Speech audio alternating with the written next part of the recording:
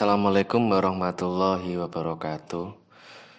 Pembawa acara ataupun pembawa berita dalam sejarahnya hanya membawakan acara ataupun berita konteks tekstual ya, tekstual. Tetapi dalam perkembangannya itu juga andil dalam menulis naskah. Kemudian harus bisa membuat hidup suasana dengan lelucon-lelucon ataupun anekdot, menyapa penonton, kemudian menengahi sebagai moderator, dan juga ikut berkomentar dalam statement atau topik ataupun acara tertentu.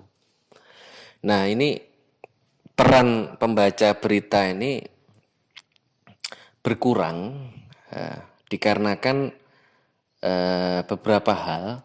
Salah satunya itu report sekaligus siaran berita saat ini banyak dilakukan secara langsung di lokasi kejadian. Peran ini mulai meningkat itu di tahun 80-an pada stasiun TVRI. Nah, hal-hal ini yang kemudian harus diperhatikan. Nah, anchor ataupun jangkar berita, istilah ini muncul diperkenalkan oleh CBS News 7 Juli 1952. Announcer tidak hanya sekedar memberikan pengumuman, tetapi juga menyampaikan sebuah informasi. Itu mereka ataupun kita sebagai newscaster itu juga harus menguasai alat komunikasi, kemudian tata panggung, tempat. Dan yang tidak kalah penting adalah membangun suasana dan penonton. Dan ini banyak dibantu saat reporter, newscaster itu kemudian terjun di lapangan, news anchor, ya kan? Itu langsung terjun di lapangan. Suasananya menjadi lebih hidup. Nah, fungsinya banyak selain berfungsi memikat hati penonton, itu seorang komunikator yang handal itu juga bisa menjadi penghibur, pengendali acara.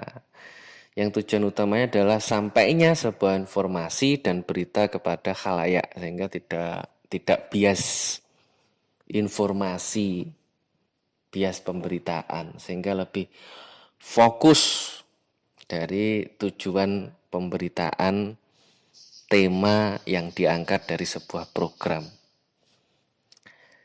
Nah, syarat dan kriteria menjadi presenter itu satu, komunikatif. Komunikatif itu harus runut, logis, sistematis, dan mengalir. Pandai menulis, karena dalam setiap bridging, jeda, itu butuh tambahan materi penyambung, khususnya dari narasumber atau donatur. Ada yang menyebut juga pandai bicara. Dalam istilah negatifnya itu pandai bersilat lidah. Jadi bagaimana kemudian menghubungkan, ada kalau dalam musik itu ada intro, ada bridge, ada ref. Nah, dalam penulisan sebuah naskah berita, termasuk improve-nya, itu tidak hanya butuh komunikatif juga, tapi juga butuh kecerdasan untuk menyambungkan sebuah konteks tekstual berita dan juga kemudian penyampaian komentar dari narasumber. Nah, ini butuh kreativitas yang kedua.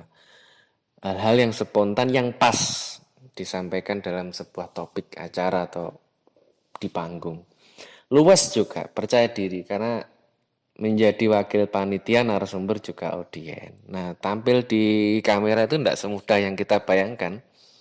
Tidak semudah, apalagi yang belum pernah tampil di TV nasional. Banyak yang mengatakan Gus Miftah itu kurang luas membawakan sebuah acara talk show atau semacamnya. Dan ini pandangan audien. Jadi luas itu penting untuk membangun kepercayaan diri. Good looking juga. Tidak harus ganteng, tapi fisik, busana dan sikap yang itu menarik bagi penonton. Jadi tidak harus ganteng ya, good looking itu. Kemudian golden voice, kemampuan bahasa, teknik vokal, energi, ekspresi suara, intonasi. Jadi bagaimana pengucapan bagus, itu beda nada. Artikulasi kemarin kita belajar tentang pengucapan ya. Kepala Polres, kelapa proses, kepala Polres, kelapa proses, kepala Polres, kelapa proses. Nah, itu bagaimana artikulasi, aksentuasi penekanannya, praseringnya, pemenggalan kalimatnya, infleksi, lebih ke kalimat bagaimana menggunakan nada yang tepat. Nah, kecepatannya itu normalnya itu 104 sampai 144 kata per menit dalam membacakan sebuah naskah berita. Volume suara, termasuk humoris juga. Dengan senyum-senyum yang tidak berlebihan, kemudian menyampaikan itu dengan ekspresi wajah yang begitu komunikatif, itu sangat membawa pengaruh kepada penonton ataupun audiens. Nah, kemudian teman-teman meresum sedikit materi yang saya sampaikan itu ya minimal 100 kata. Kemudian untuk pertemuan minggu berikutnya, hari ini kita idakon, kemudian teman-teman meresum 100 kata, nama NIM di komentar YouTube sebagai presensi. Nah, minggu depannya teman-teman presensi, tidak ada pertemuan, teman-teman presensinya adalah membuat konten di YouTube. Kontennya itu berisi tentang teman-teman mengucapkan kata aduh, bagus, selamat pagi penonton semua di acara live, kemudian terima kasih.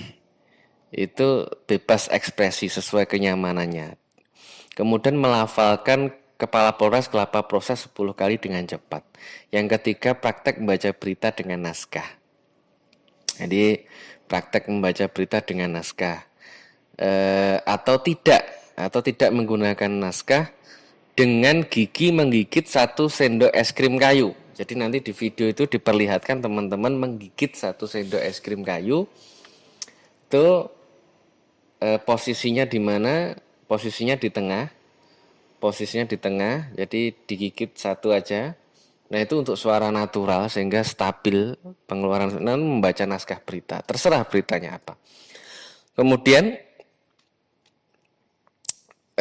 umumnya sih berita-berita itu, berita-berita yang formal, bukan berita-berita yang informal, hiburan yang butuh improve dari pembaca berita. Kalau gitu kan kita butuh suara maksimal memakai 4 sendok es krim yang ditaruh di mulut. Tapi itu untuk berita-berita yang formal, yang stabil dalam pengucapannya, natural. Nah, semua nanti diupload di YouTube, masing-masing menuliskan itu sebagai tutorial, dan mengibaratkan kita sebagai orang profesional yang mengajarkan tentang bagaimana membaca berita yang baik. Nah, kemudian dituliskan tuh tutorial membaca berita dan penggunaan nada yang tepat. Jadi ditulis tutorial membaca berita dan penggunaan nada yang tepat. Diberi juga keterangan tuh di bawahnya itu tugas mata kuliah Newscasting Muhammad Sinur Stendi. Bikin kontennya sekreatif mungkin. Kalau teman-teman ndak baca natural, Pak saya pengen improve pemakaian, berarti nggak usah pakai sendok es krim, nggak apa-apa. Tapi kalau yang standar stabil tuh pakai 1 sendok es krim ditaruh di mulut tuh. Nah, bikin konten sekreatif mungkin dan berikan juga narasi dari teman-teman yang menjelaskan konten dengan baik. Boleh ditambahkan materi sendiri yang kiranya menarik dan mengedukasi. Tambahkan materi olah vokal atau untuk pembaca berita itu agar suaranya bulat dan berkelihatan, nggak boleh makan yang pedas-pedas, makan yang goreng-gorengan tuh ditambahkan materi-materi narasi seperti itu nggak apa-apa. Improve aja lah, tambahkan materi sesuka teman-teman.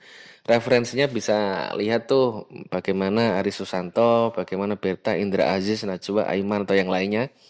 Itu dikasih tambahan itu, improve, kolaboratif, sesuai dengan karakter teman-teman yang ingin teman-teman tunjukkan. Itu nggak apa-apa.